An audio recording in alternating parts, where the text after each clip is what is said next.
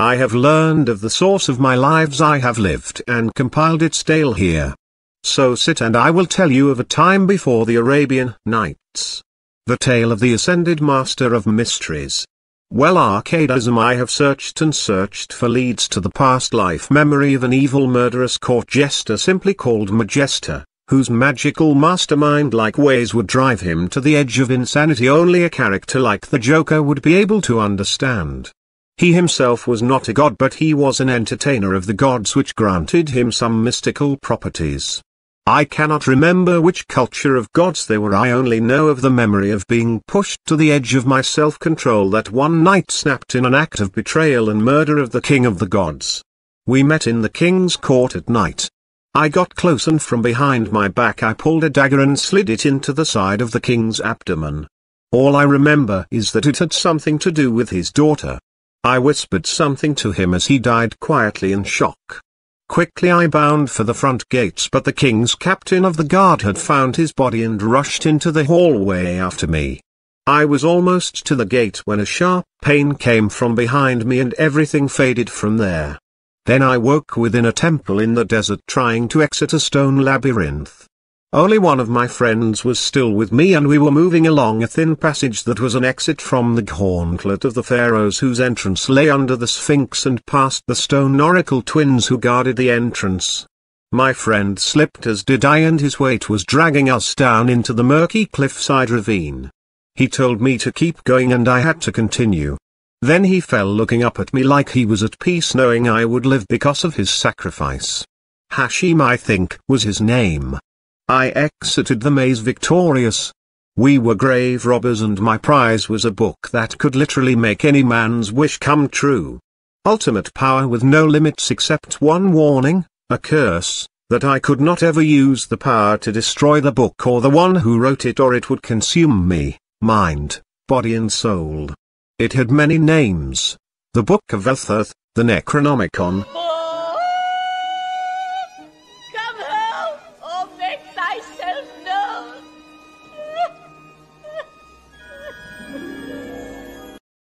The Book of the High Priest and Architect of Egypt Hashunmetra, Amun-Ra, or better known as the brother of Moses, Aaron.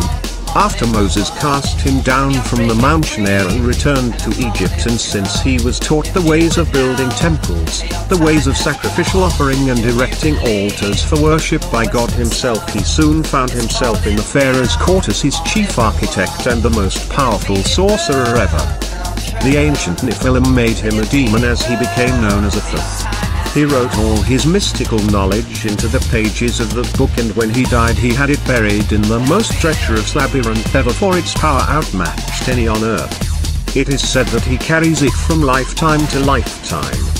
Legends say that he also wrote a book as a gift to a powerful demon who had not yet come to be and whose name he did not even know. But he would know it was him because the demon would come searching for him even though he would be long since dead. When I was 15 I was a runaway hiding from the law in a public park at night. It was thick and cloudy out, which was strange because Florida never had fog before. I was perched behind some thick bushes when a rolling fog creeped down the street not 15 feet from me, and a man short and pudgy came walking out of the fog towards me. He touched his forehead and rolled his hand over and over as a blue light shined from his eyes into mine. He spoke gibberish for a second, then his sounds became words. He told me that he had been sent by someone who was not my enemy and that he was to give me something I may find quite useful. He set his pack down as I asked him who he was, and he told me all I needed to know at the time is that he was to be known as the Tibetan monk and that he was the keeper of a book. My book of spells that follows me from one life to the next, the Great Arcanum, the Unholy Book of Velthoth. He figured I might find it useful on my situation at the time. Then he said his job was done and that we were destined to meet again. Then he walked back into the fog and disappeared. I understand all that now. That is why I have so many memories of past lives and feel like I was 25 going on 80 when I was younger. The monk was the grave robber and the grimoire of the world, that all seem connected, in their origin, of knowledge being passed down to its author through copying from a much more powerful volumes, are the lifetimes I've lived. Thoth, Majesta, the Mad Arabalchihaz, Morlock the Imp Master and Merilin or Abrigmaline's father, Yuta father of Maratuk, were just reincarnations of Aaron or Hashunmetra Amun-Ra.